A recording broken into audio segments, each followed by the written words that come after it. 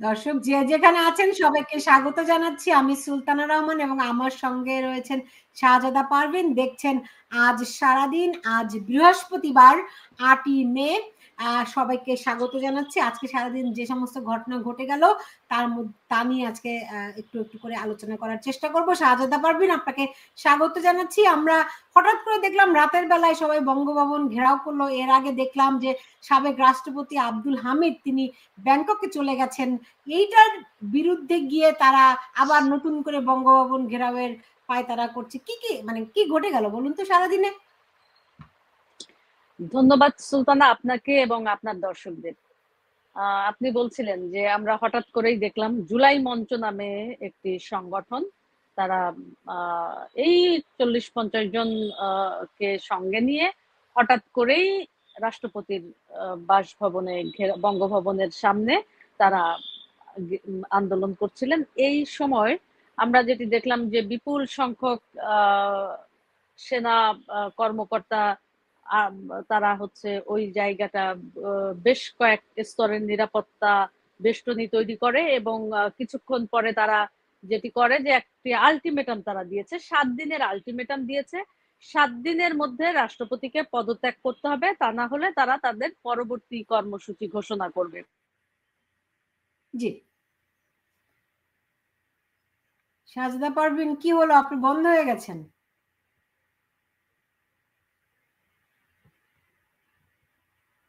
আচ্ছা, কোনো কারণে শাহজাদা পারভীনকে আমি পাচ্ছি না।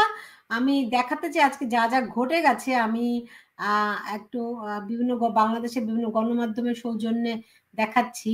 হঠাৎ করেই তারা এই জুলাই মঞ্চ বা ইনকিলাব মঞ্চ এরা বঙ্গভবনের সামনে সমবেত হয়ে তারা সমাবেশ করছিল।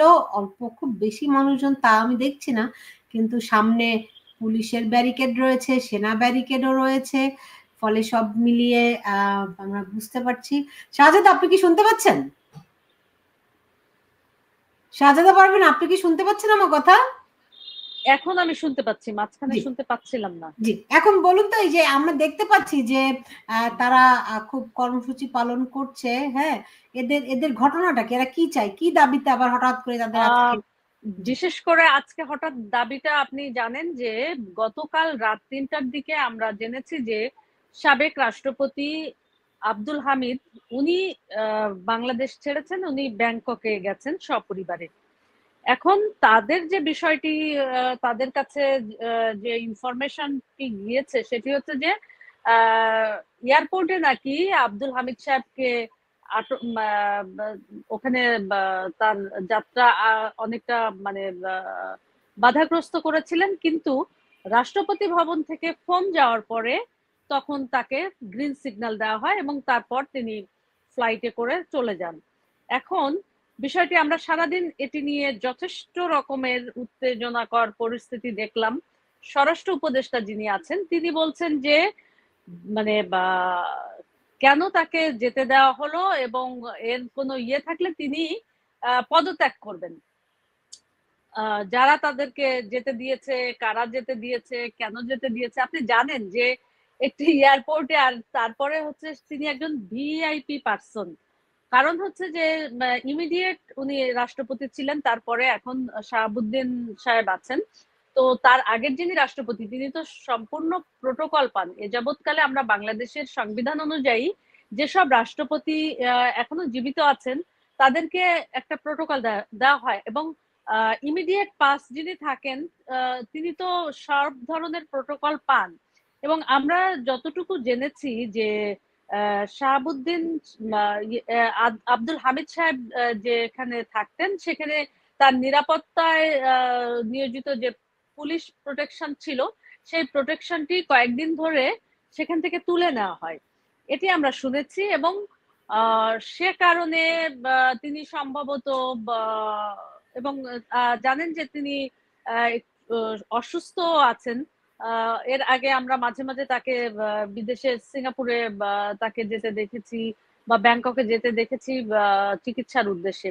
সে কারণে হয়তো তিনি তার যেহেতু শারীরিক অবস্থা, বয়স তো হয়েছে, সব মিলিয়ে তিনি হয়তো চিকিৎসার উদ্দেশ্যেই গিয়েছেন কিন্তু এটিকে অন্যভাবে তিনি পালিয়ে গিয়েছেন, তিনি তাকে কেন পালাতে দেওয়া হলো। কিন্তু আপনি জানেন যে একটি এয়ারপোর্ট থেকে যখন একজন ভিআইপি যান, এটি তো একটা মানে ফর্মাল রেওয়াজ অনুযায়ী উনি গিয়েছেন, কিন্তু সেইখানে উনি কেন পালিয়ে যাবেন বলা হচ্ছে। আর সরকারও বা তাকে, সরকার চাইলেই তো আটকাতে পারতো, সরকার কেন আটকালো না? সেটি না করে এখন এটিকে একটি ইস্যু বানানোর চেষ্টা আসলে করা হচ্ছে। এটি আসলে এদের তো সবকিছু নিয়ে এদের একটা ইস্যু করা দরকার, আসলে তো এখন কোনো ইস্যু নাই। বেসিক্যালি তাদের যে ব্যর্থতা এই প্রায় 9 মাসে প্রতিটি ক্ষেত্রে দেশের মানুষের জীবনযাত্রা একেবারেই ব্যাহত করে ফেলেছে। মানুষের আইন শৃঙ্খলা পরিস্থিতির অবস্থা এখনো পর্যন্ত উন্নতি হয়নি। বাজার ব্যবস্থা যেটা, সেটিও আসলে তেমন কোনো কার্যকরী আমরা দেখছি না। বিনিয়োগের অবস্থা খারাপ, এবং আমরা আজকে দেখলাম পত্রিকাতে যে সরকারের যে উন্নয়ন বাজেট ছিল সেই বাজেট কাটছাট করা হচ্ছে। এবং আপনি জানেন যে আগামী এই জুন পর্যন্ত ছিল বিগত সরকারের দেওয়া বাজেট, সেই বাজেটে যে উন্নয়ন কর্মকাণ্ড ছিল সেগুলোর বাজেট কিন্তু বরাদ্দই ছিল, কিন্তু সেই বাজেট গেল কোথায়? এটি কিন্তু একটি বড় প্রশ্নের বিষয় যে সেই বাজেট তো এই সব খাতে বরাদ্দ ছিল, সেই বাজেট কিন্তু নাই হয়ে গেছে। তারপরে কি হচ্ছে, বাজেট কাটছাট করা হচ্ছে।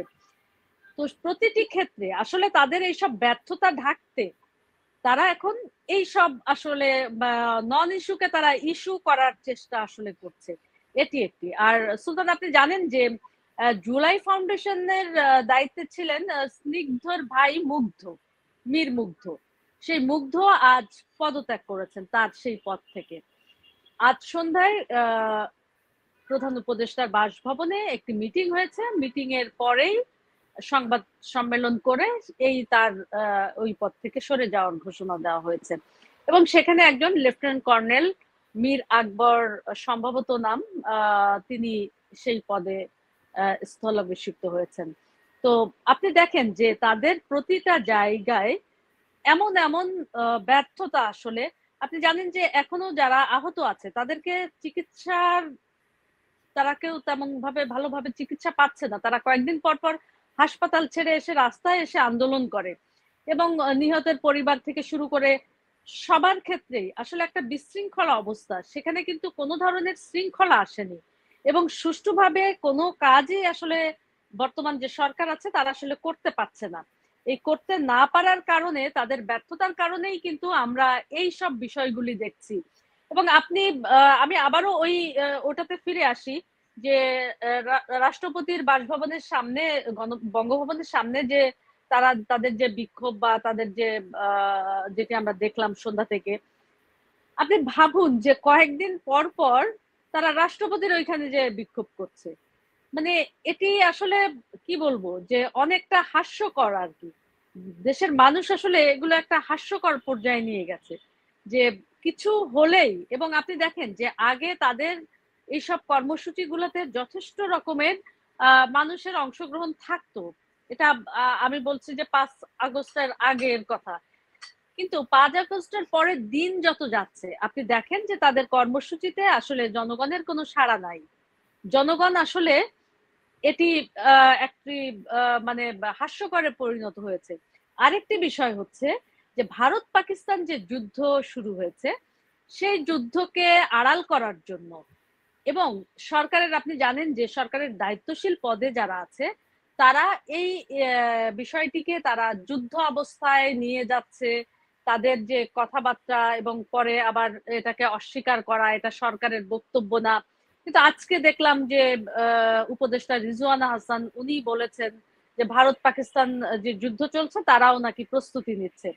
ইভেন আপনি জানেন যে প্রধান উপদেষ্টা তিনিও কয়েকদিন আগে যুদ্ধ পরিস্থিতি উল্লেখ করে বলেছিলেন যে প্রস্তুত থাকতে। তো তারা তো আসলে কেন প্রস্তুতি থাকছে এটাও বাংলাদেশের মানুষের আসলে একটা প্রশ্ন, যে তারা কেন আসলে কি কারণে তাদের প্রস্তুতি নিতে হচ্ছে, যেখানে ভারত পাকিস্তান যুদ্ধ, সেখানে তারা আসলে কোন পক্ষে এই প্রস্তুতি নিতে চাচ্ছে। এটা আসলে মানুষ কিন্তু বিষয়টিকে খুব একটু মানে অন্য চোখে দেখছে, বিষয়টি আমি যথেষ্ট আমি রকমের। আমি বুঝতে পেরেছি যে মানুষ যে অনেক কিছু অন্য চোখে দেখছে। আমি দেখুন, আমি এই যে আপনি আজকে বাংলাদেশ থেকে এই ছবিটি আমাকে পাঠিয়েছে, কার্জন হলের সামনের এই এই ছবিটি। সেটি হচ্ছে যে এই আপনি দেখতে পাচ্ছেন 5টি ভ্যান ভ্যান কাভার্ড ভ্যান যাচ্ছে কার্জন হলের সামনে থেকে, যেখানে লেখা ইউএন, জাতিসংঘের এই মানে টাইটেল দিয়ে এই কাভার্ড ভ্যান গুলো যাচ্ছে।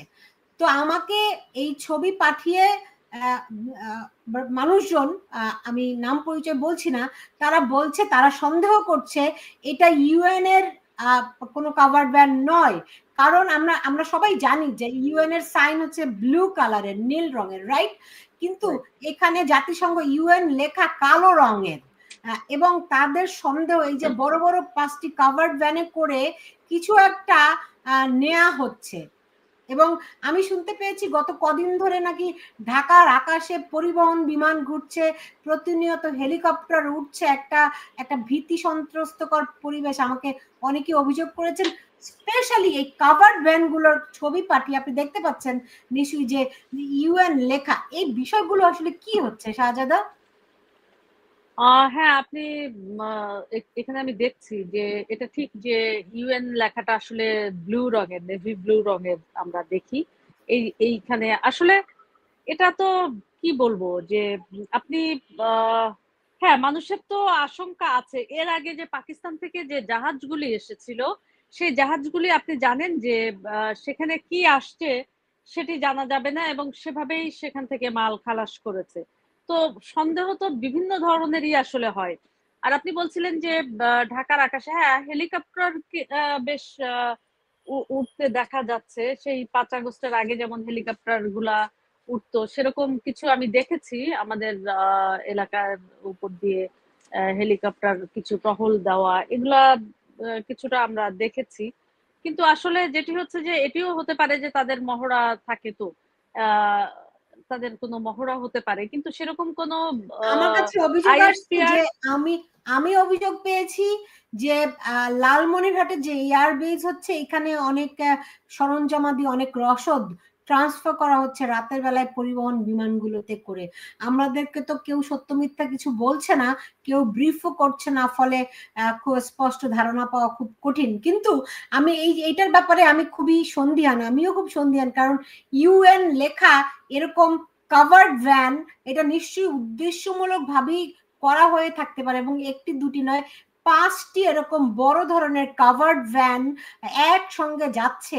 এবং যিনি আমাকে ঢাকা থেকে পাঠিয়েছেন তিনি অভিযোগ করেছেন যাতে করে মানুষের মানে সন্দেহ না হয়, মূলত এই জন্যই হয়তো জাতিসংঘের সাইনটি ব্যবহার করা হয়েছে এরকম করে।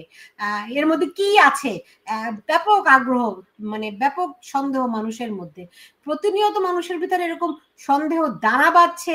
এটা কি আপনার কাছে কি মনে হয় যে করিডোর নিয়ে যে আলাপ আলোচনা হচ্ছে, ভারত পাকিস্তান যে যুদ্ধের কথা হচ্ছে, হ্যাঁ, সেখানে বাংলাদেশ কোনোভাবে জড়িয়ে যাচ্ছে কিনা, আপনার কি মনে হয় মানুষের ভিতরে এই সবকিছু মিলিয়ে সন্দেহটি গভীর থেকে গভীরতর হচ্ছে? হ্যাঁ, আমি আপনাকে আগেই বলেছি যে মানুষ তো আসলে সন্দেহের চোখে দেখছে যে করিডোরের বিষয়টা। এটা তো আমাদের যে পররাষ্ট্র উপদেষ্টা তিনি স্বীকার করেছেন যে সীমান্ত আমাদের হাতে নাই। এটা তো সরকার নিজেই স্বীকার করেছে। তো সীমান্ত তো আসলে বাংলাদেশের হাতে নাই, এবং সেখানে কিভাবে আরাকান আর্মিরা বাংলাদেশের ভিতর ঢুকছে এবং সেসব ছবি সামাজিক যোগাযোগ মাধ্যমে ভেসে বেড়াচ্ছে, তাদের অস্ত্র নিয়ে তারা প্রবেশ করছে। তো এসব তো আসলে দেখছেই। এবং ভারতের আপনি জানেন যে 5 আগস্টের পরে থেকে তো বর্ডার গুলাতে যথেষ্ট রকমের কড়াকড়ি বাংলাদেশ তরফ থেকেও নেওয়া হয়েছে, আবার এদিকে ভারতের তরফ থেকেও নেওয়া হয়েছে। সে বিষয়টি তো আছেই। আর তারপরে যেটি হচ্ছে যে আসলে এখন যে কিছুই দেখা হচ্ছে, কেন জানি না একটা সন্দেহ মানে তৈরি হচ্ছে, হয়তো কিছু নাই বা আছে, কিন্তু তারপরে সন্দেহ। কারণ যে কার্যক্রমগুলা দেখা যাচ্ছে, এবং আপনি জানেন যে এই সরকারের 17 জন এই সরকারের বিভিন্ন পদে থাকা 17 জনই বিদেশি নাগরিকত্ব তাদের আছে। তো সবকিছু মিলিয়ে আসলে মানুষের সন্দেহ তো সব রকমই হচ্ছে যে সরকারটি তো আসলে বাংলাদেশের সরকার না, এটি তো বোঝাই যাচ্ছে। যেখানে 17 জন বিভিন্ন পদে থাকা মানুষ, তারা বিদেশি নাগরিক। তো তাদের মানে জনগণের সন্দেহ কিন্তু এই জায়গাটায় যথেষ্ট রকমের আছে যে তারা তো আসলে, তাদেরকে তো বাংলাদেশের মানুষের কাছে কোনো ধরনের জবাবদিহিতা করতে হবে না বা হচ্ছেও না। তারা তো সেটা কেয়ারও করছে না। তাদের তো সেই জায়গাটি নাই, এখানে সংসদ নাই, নির্বাচিত প্রতিনিধি না তারা। তো সেই জায়গায় তাদের দায়বদ্ধতা, তাদের ইচ্ছা মতো আসলে তারা তাদের কার্যক্রমগুলো চালিয়ে যাচ্ছে। এবং আজকে দেখলাম যে চিটং পোর্ট পরিদর্শনে গিয়েছেন যিনি আমাদের আশিক সাহেব যিনি আছেন। কয়েকদিন আগে যে বিনিয়োগ সম্মেলন হলো বাংলাদেশে, সেই সম্মেলন তো মানে আমরা এখনো পর্যন্ত আসলে জানি না কি বিনিয়োগ হয়েছে বা কত পরিমাণ বিনিয়োগ হয়েছে। সেইখানে আপনি জানেন যে এরই মধ্যে আইএমএফ এর যে কিস্তি, চতুর্থ কিস্তি, সে কিস্তিও কিন্তু ছাড় হয়নি।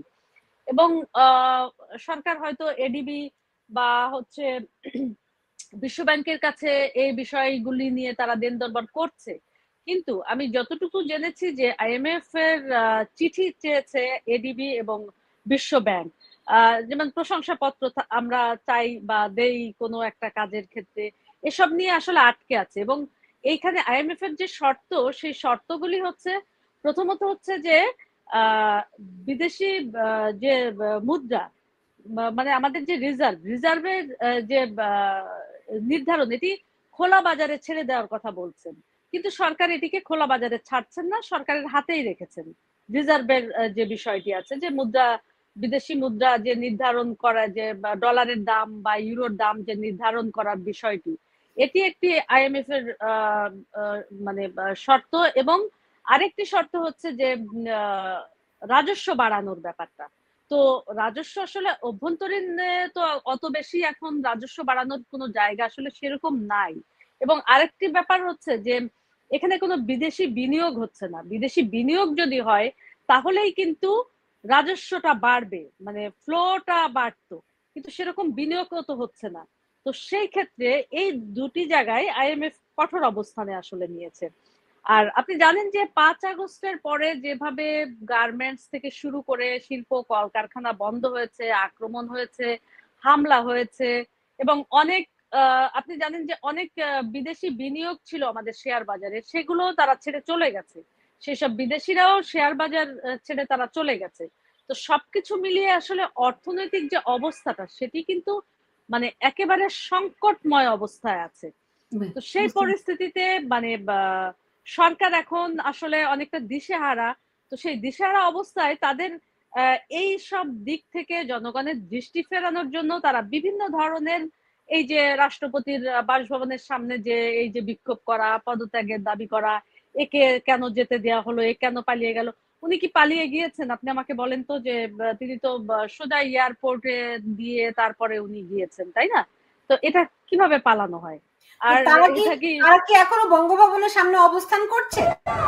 না, তারা এখন বঙ্গভবনের সামনে থেকে সরে এসেছে। তারা তাদের আলটিমেটাম দিয়েছে 7 দিনের মধ্যে শাহাবুদ্দিন সাহেবকে পদত্যাগ করতে হবে, সরে দাঁড়াতে হবে। তো তা না হলে তারা পরবর্তী কর্মসূচি নিবেন। তো এরকম তো আলটিমেটাম তারা আগেও দিয়েছিল, ঈদের পরে আন্দোলন। সেটি তো আসলে বাংলাদেশের মানুষ এখন অনেকটা সয়ে গেছে বিষয়গুলো। আজকে আর কি বলার মতো আর কি ঘটনা ঘটেছে? না, আপনি তো আসলে আমাদের যে পরিস্থিতি, এই যে উপদেষ্টারা এখনো পর্যন্ত, যে রিজওয়ানা হাসান যে আজকে বলেছেন যে পাকিস্তান ভারত যুদ্ধ হচ্ছে, আমাদের প্রস্তুতি আমরা, মানে আমাদেরকে প্রস্তুত থাকতে হবে। তো মানে এই বিষয়গুলি কি আপনার কি মনে হয়? মনে হয় না যে এটা আসলে সরকারের দায়িত্বশীল পদে থেকে এইভাবে যদি মানে কথা বলা হয়, তো তার কিন্তু কোনো বিস্তারিত ব্যাখ্যা নাই যে আপনি যুদ্ধটা কার পক্ষে করবেন। মানে এটি কি পাকিস্তানের পক্ষে করবেন ভারতের বিরুদ্ধে, নাকি ভারতের হয়ে পাকিস্তানের বিরুদ্ধে করবেন, নাকি নিজের দেশকে রেজওয়ানা হাসানের বাবা যার বিরুদ্ধে যুদ্ধ করেছিলেন, যাদের পক্ষ নিয়েছিলেন, হয়তো তাদের পক্ষেই আর কি বলবো। হ্যাঁ, সেটি আসলে বিষয়টা সেই জায়গায়। কিন্তু হ্যাঁ, অনেকে আশঙ্কা করছে যে বাংলাদেশ একটা ইফেক্ট তো পড়বে। যুদ্ধের একটা না, ইফেক্ট তো ডক্টর আসলে পড়বে ইউনূসের সরকার যে বাংলাদেশের একটা মধ্যে। যুদ্ধে জড়াতে চায়, সে তো আমরা শুরু থেকেই দেখতে পেয়েছি। তার উপদেষ্টা মাহফুজ আলম আ আ ইদানিং তিনি খুব ভুল পাল্টে ফেলেছেন কেন? একটু এই ব্যাপারটা বলেন। কিন্তু শুরুতেই তিনি গৃহযুদ্ধের প্রস্তুতি নিতে বলেছিলেন। তারপরে ডক্টর ইউনূস সেদিনও বললেন যে, আমরা যুদ্ধ অবস্থার মধ্যে আছি, যুদ্ধের প্রস্তুতি নিতে হবে। নেভিকে তিনি এই নির্দেশনা দিলেন। তো শুরু থেকেই তো তারা যুদ্ধই করছে। যুদ্ধের জন্য তারা তো প্রস্তুত হচ্ছেই, এ ব্যাপারে কোনো সন্দেহ নেই। কিন্তু মাহফুজ আলম, উপদেষ্টা মাহফুজ আলম তিনি হঠাৎ করে বলছেন, আমি খুবই বিস্মিত যে বিষয়টি কি, যে তিনি বলছেন যে আওয়ামী লীগ সরকারের বিরুদ্ধে ষড়যন্ত্র হয়েছে। হ্যাঁ, বিষয়টি কি বলুন তো, তিনি কি কারণে এগুলি আবার মানে না, ঘটনা তিনি যেটি এর আগে তিনি ওই কথার আগে তিনি বলেছিলেন যে মিডিয়াগুলা, কয়েকটি মিডিয়া নাকি এখনো জুলাই কে আন্দোলন হিসেবে দেখানোর চেষ্টা করছে, এটি বিপ্লব বা গণ অভ্যুত্থান এটি বলছে না। তারা ভারতীয় যে ন্যারেটিভ সেটিকে তারা দাঁড় করানোর চেষ্টা করছে। সেটি হচ্ছে যে রেজিম চেঞ্জ হয়েছে, এখানে একটি চক্রান্ত হয়েছে, এখানে এই হয়েছে সেইটা হয়েছে, এরকম আর কি উনি বুঝাতে চাচ্ছেন। তারপরও উনি বুঝাতে চাচ্ছেন যে তারপরও আমরা ওইসব মিডিয়াগুলোকে কিছুই বলছে না, যে তারা তাদের মতো লিখে যাচ্ছে, মিডিয়া স্বাধীন, উনি আসলে এটি বোঝাতে হ্যাঁ, চেয়েছেন। হ্যাঁ, হ্যাঁ, আর আরেকটা ব্যাপার হচ্ছে যে দেখেন, ওনারা বারবার এইটাই বলে যাচ্ছেন যে তারা স্বাধীন, কিন্তু যে ৩ জন সাংবাদিকের চাকরি চলে গেল, সেই ৩ জন সাংবাদিক কি এখনো বহাল হয়েছেন তাদের পদে? জি, সেটা কিন্তু হয়নি। জি। তাহলে আমরা কিভাবে বুঝবো যে আমি সরকার এসবের সঙ্গে নাই? জি, আমি আরেকটি খবর শেষ করব। আমি তার আগে আমি দেখলাম বাংলা ট্রিবিউনের একটি খবর আমি করতে চাই, যেখানে ভারত-পাকিস্তান যুদ্ধের পরিপ্রেক্ষিতে বাংলাদেশের হিন্দু সম্প্রদায়ের উপর যেন কোনো দুষ্কৃতিকারীরা হামলা করতে না পারে, সেজন্য পুলিশের সব ইউনিটকে নির্দেশনা দিয়েছে পুলিশ সদর দপ্তর। এই ব্যাপারে আপনার জানা আছে কিনা কিছু? না, আমি আপনার কাছেই মাত্রই শুনছি বিষয়টি। তো যেটি হচ্ছে যে আসলে আমাদের এখানে তো দাঙ্গা বাঁধানোর জন্য যথেষ্ট চেষ্টা চলছে, এবং আপনি জানেন যে ৫ আগস্টের পরে থেকে যেভাবে আসলে সংখ্যালঘুদের উপরে আক্রমণ, অত্যাচার, নির্যাতন, শুধু সংখ্যালঘু না, এখানে আওয়ামী লীগের নেতাকর্মী থেকে শুরু করে সাপোর্টার যারা আছে তাদের উপরে যেভাবে আসলে হামলা চালানো হচ্ছে, সকল পেশার মানুষের উপরে, সাধারণ মানুষের উপরে সবকিছু করছে। তবে একটি ইন্টারেস্টিং ব্যাপার আজকে খেয়াল করলাম যে বিএনপির রিজভী সাহেব উনি বলেছেন যে যেসব আওয়ামী লীগের সাপোর্টার বা নেতা তারা তারা কোনো অন্যায়ের সঙ্গে জড়িত নাই, তারা বিএনপিতে যোগ দিতে পারে, এমন একটি কথা তিনি বলেছেন। ক্লিন বিএনপিতে ইমেজের আওয়ামী তাদেরকে লীগ, ক্লিন ক্লিন ইমেজের আওয়ামী লীগকে ইমেজ। তারা ওয়েলকাম করছে তাদের দলে যোগদানের জন্য। এ বিষয়টি আসলে কি বলবো, অনেকে খুব এটিকে কি বলবো যে অনেকটা মজার ছলে এটিকে ট্রলও করছে, আমরা দেখছি সামাজিক যোগাযোগ মাধ্যমে। যে আর ইতিমধ্যে তো আসলে যারা ভোল পাল্টায়, এটা যখন আপনি দেখেন যে আগে আওয়ামী লীগ ছাড়া কিছুই দেখা যেত না, হ্যাঁ, চারদিকে আমরা পুরো বাংলাদেশের চারিদিকে শুধু 18 কোটি মানুষই আওয়ামী লীগ হয়ে গিয়েছিল। মানুষের বিষয়টা এমন ছিল। এখন হয়তো ওই যে ভোল পাল্টানো মানুষগুলো এখন আবার বিএনপির দিকে ঝুঁকছে, জি, অন্যান্য দলের দিকে ঝুঁকছে, সে কারণেই হয়তো বা উনি আগে থেকে ওয়েলকাম করছেন যে যাদের ক্লিন ইমেজ আছে তারা যাতে তাদের দলে যোগদান করতে পারে। এই বিষয়টি আসলে মানে বিএনপি থেকেই প্রথম এভাবে আহ্বান জানানো হচ্ছে। জি, বুঝতে পেরেছি। শাহজাদা পারভীন, আপনাকে অনেক ধন্যবাদ জানাচ্ছি। আজ সারাদিন এই আয়োজনটিতে, এটা বৃহস্পতিবার ৮ই মে ২০২৫, আমরা আজকে সারাদিনের একটা বিবরণ দেওয়ার চেষ্টা করলাম। আপনারা যে যেখানে আছেন সবাই ভালো থাকুন। শাহজাদা, আপনাকে অনেক ধন্যবাদ। দর্শক, এই ছিল আমাদের আজকের আয়োজনে। আজ সারাদিনে যে যেখানে আছেন সবাই ভালো থাকবেন সেই প্রত্যাশা রেখে বিদায় নিচ্ছি। ভালো থাকুন।